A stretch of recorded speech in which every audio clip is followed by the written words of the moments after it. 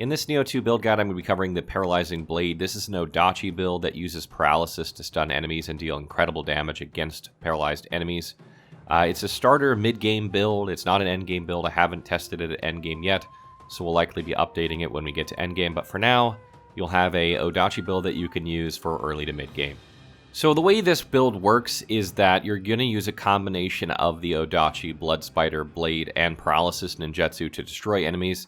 You're going to render them immobile with paralysis, and then the Blood Spider Blade has a bonus that does almost 30% extra damage to paralyzed enemies, which means you're going to have one hit on them that's going to deal incredible damage. So the way this works is that generally when it comes to humans, if you paralyze them, you can grapple them, so that grapple attack is going to get increased damage on its grapple, which is great because grapples hit like a truck.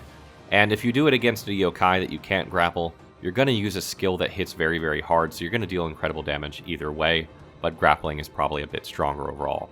This means this build is more effective against human enemies that can be grappled than yokai specifically, and it'll work very well against human bosses and whatnot. But it's also good against yokai if you are geared properly. So generally how this build works is that you're going to pick off enemies with your rifle, weaker enemies, and you're going to use your cannon as necessary. Cannons scale with strength, so this is great. You can use this effectively in combat or outside of combat. And then you're going to try and paralyze the, one isolated target that you're fighting either with ninjutsu or by using your Nioh Soul Core. And then you're going to grapple it if it's human, or just use a skill to attack it if it's a yokai, and then try and repeat this process until it's dead. You may only need to paralyze it once to kill it, but you can do it a second time if necessary. The stats for this build are kind of spread around a bit. You're going to want primarily strength, constitution, and heart. You can use stamina if you're wearing heavy armor in order to lower your equipment load so you move more quickly. And you're going to need some dexterity in order to increase your ninjutsu capacity, because you're going to want to be carrying a lot of these paralyzing ninjutsus in order to paralyze enemies. Strength is primarily what Odachi scale with, so you're going to want a buttload of that. Constitution gives you health and makes you harder to kill. And heart also increases Odachi damage and gives you more ki. So these are all very good, and you can see on the video here, how my stat spread kind of is. You're going to want to probably get dexterity a little bit higher than that over time, though. So as far as weapons go for this build, you're going to want to use the Blood Spider Blade, because it gives you almost 30% increased damage against paralyzed enemies and hits like a truck. The thing about paralyzed enemies is you can only hit them one time before they break paralysis, at which point you're going to lose that damage bonus. But luckily Odachi's hit hard, and you can use grapple on human enemies, or you can use a skill that hits like a truck with the Odachis. Theoretically, you could use another weapon that hits hard and is slow, like an axe or something like that, if you don't mind the lack of the 30% increased damage against paralyzed enemies, but for this build, we're going to use that to our advantage. Also, the Blood Spider Blade can be crafted. The smithing text usually drops in the first region, so you can craft this weapon and keep using it as you level up, which is great. You don't have to worry about your damage dropping off trying to find this thing. When you need a new version, you can just craft one, or you can craft a high-level one and then soul match your weapon up if you need to. As far as bonuses on it, you're going to want to look for paralysis accumulation in order to build up paralysis faster. This is great bonus on this weapon. You can use the tempering thing from the blacksmith in order to get this if you need to. Also, grapple damage is good because you'll be grappling a lot against humans. And anything that impacts damage specifically, or high stance damage, you're going to be using high stance a lot. So if you want to prioritize high stance, that's not bad as well. When it comes to ranged weapons, you'll be using a bow and rifle early on until you find a hand cannon, and then you want to drop the bow for that. Hand cannons, as I mentioned before, scale with strength, so they fit very nicely into a build that uses a lot of strength. But don't be afraid to swap out like your rifle or your hand cannon mid-mission. Sometimes you run out of ammo and you can just swap a bow in, and then you'll have some bow ammo for a while, and then swap back when you get more ammo for your hand cannon or rifle.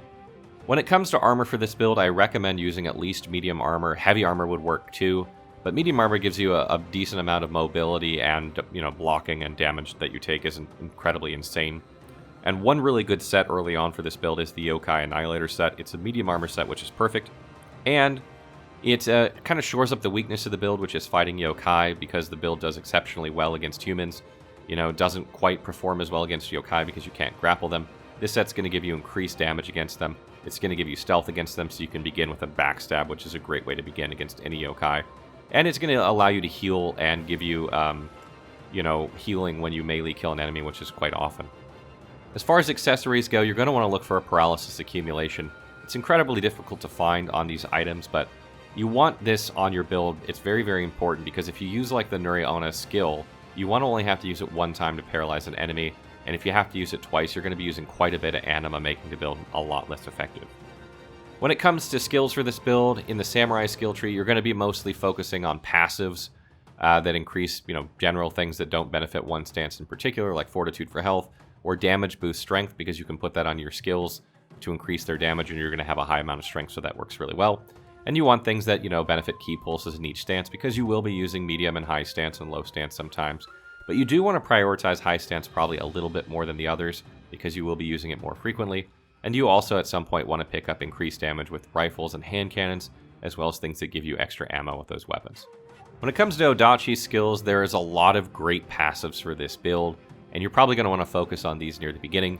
Relentless is great for extra ki. Tachi Arts gives you increased damage against unscathed enemies, which if you paralyze them and then attack them, you're going to get that extra damage against them. And Passage to the Afterlife just increases your grapple damage, which you'll be doing a lot of grapple. So these are all really good to get. Sword of Severance is also not bad and makes human enemies easier to kill, and this build excels at killing human enemies, so that's not a bad thing at all. When it comes to active skills, you're going to want Imperative Strike.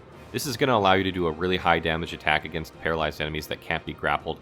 I've tested it versus Devastating Rush, and Devastating Rush is slightly lower than it in terms of damage. You could use either, but just keep that in mind. Also, Waking Winds is great for adding another hit to your combos when you're in high stance, which I really like. And, Devastating Rush, even though it does slightly less damage than Imperative Strike, is great for hitting enemies from long range.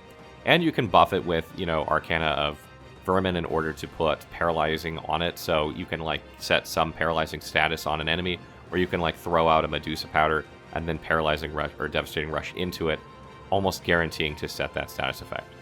When it comes to ninjutsu skills, you're going to want Sneak Attack, Medusa Powder, Paralytic Ground Fire, and Paralysis Shurikens. Sneak Attack is needed for backstabs, self-explanatory. Medusa Powder is an amazing AoE that lasts for about 10 seconds that just continues to set Paralyze on anything in it. You want to try and fight enemies inside this, because it'll build up their paralysis while you're fighting them. And sometimes if you're quick and hit them fast after they're paralyzed, you can paralyze them again a second time with it, which is really good. Paralytic Ground Fire and Shurikens are just great for setting paralysis in general, but you want to be wary of the Shurikens because they deal damage, and if you're trying to get that damage boost against enemies that are unscathed, you don't want to open with these. These would be, after that first grapple if possible, or first, hard-hitting attack when they're at full health. So try and save the Shurikens for after the first paralysis if you're fighting a hard enemy. When it comes to shifting, you're going to want the Yokai Within and the Dark Within. This is going to help with ki recovery inside, the pools that Yokai drop on the ground, and also in the Dark Realm, which is, difficult to fight in as it is. And you're going to want Special Finesse Invigorate for your increased ki recovery after Burst Counter, as well as Special Finesse Refresh, which does replenishes a lot of ki when you do a Burst Counter, which you'll be using often. And then, as I mentioned earlier, Arcana of Vermin will allow you to put paralysis on some of your abilities, like Devastating Rush, which gets you about halfway there when paralyzing enemies. So if they're standing in your Medusa Powder and you Devastating Rush in, you should paralyze them. Then you can follow up with an Imperative Strike or a Grapple and finish them off. As far as Guardian Spirits go, I like Feral Guardian Spirits. I think I've put them in every one of my build videos. The main reason for that is because their Burst Counter is the most effective of all three types. Regardless of what sort of build you're playing, you need to have an effective Burst Counter. So I suggest going with Ame no Mitori to begin the game. It gives you extra running speed and ki recovery, which are both good. The other bonuses are kind of negligible, though, and you don't really need them. Another great Guardian Spirit to use for this build later on in the game, if you don't mind using a Brute Guardian, which is arguably the second best Guardian Spirit type in the game, is Okuri Inu, which gives you increased damage against unscathed enemies, which we've talked about a little bit already, and extra Anima. Anima is very, very important for this build because the more you can stockpile, the more you're going to be able to use the Nuriona ability, and that'll allow you to do more paralysis, in each battle before having to build up more Anima. So when it comes to Soul Cores, I think it's no secret at this point that one of your Soul Cores is going to be the Nuriona Soul Core in order to paralyze enemies at will. This is going to allow you to have a reusable paralyze, renewable resource because you can keep building up Anima and using it, and it'll allow you to save your ninjutsus and not, blow them on things that don't matter. So you're going to use this as your primary means of paralyzing enemies in order to conserve ninjutsu if possible. So you're going to want to slot this in one of your slots. For your second Soul Core, I like the Karakasa Umbrella Soul Core because it increases paralysis accumulation. As I mentioned before, this is very, very important for this build, and it's a great way to get some extra, so I recommend using that. It's very defensive, which I don't like because you want to hit hard, so it would be good to have an offensive Soul Core. So you could consider replacing this with a more offensive Soul Core that has more attack than defense if you want, but otherwise it's not a bad choice. When it comes to other passives, the ones that are randomly on these soul cores, you're going to want to look for things that increase anima gain because you want to be able to spam the Nioh ability as often as possible. So look for things that are going to give you anima or increase your max anima. Like anima on grapple would be ideal. I don't even know if that exists, but if you could get anima on grapple, you'd be in business. So just some final tips for this build. There are some enemies that have tons of paralysis resistance, like for instance the Nioh. No surprise there, and the Gaki are both very paralysis resistant, so you're not going to want to try and paralyze them or you're just going to waste your time. But the majority of enemies, even if they're somewhat paralysis resistant, can be paralyzed if you're smart. So learn which enemies these are and, learn how to use your paralysis effectively. So one misconception about paralysis in this game is that it might be extremely powerful, but you can't use it very often because you only have so many ninjutsus. That's just not the case with this build once you get it rolling. Nioh, the ability of it is reusable because you can just generate more anima and then continue using it. And Arcana of Vermin, you can just put it on your Devastating Rush, use Devastating Rush over and over again if you really want in order to set Paralyze if you had to. So you can do Paralyze very effective with this build. You just need to take time to adapt to that sort of playstyle, which is very new to Nioh. Another thing, just a reminder, be sure to craft higher and higher levels of the Blood Spider Blade so that your damage doesn't go to shit. I'm not going to say exactly how often you should do this because you can probably tell if levels are getting too difficult that it's time to do it. And, if you get a, Blood Spider Blade that you really love the bonuses on, that you've tempered them and they're excellent and you don't want to, get rid of it, just craft a higher level one and then soul match your current one up to that so that you can keep those bonuses. Lastly, and I can't stress this enough, when you're fighting difficult enemies, learn to fight inside the Medusa powder. Learn how to keep enemies inside that. It's such a strong jutsu. I can't stress enough how powerful it is. Sometimes if you get enemies in there and you paralyze them, you can do a grapple, throw them down, and as they're getting up from the ground, they're still getting paralyzed. Maybe you hit them with a Devastating Rush, paralyze them again, then hit them with an Imperative Strike or another grapple, and they're done. It is so effective. Use these for very, very tough enemies. Use them sparingly, but when you do, just abuse the hell out of them. Stay tuned for more Nioh 2 guides, including builds and weapon guides, and be sure to check out our review for the game. And if you need further help, head over to the Nioh 2 wiki. We're filling that out every day. And don't be afraid to add information to help others as well.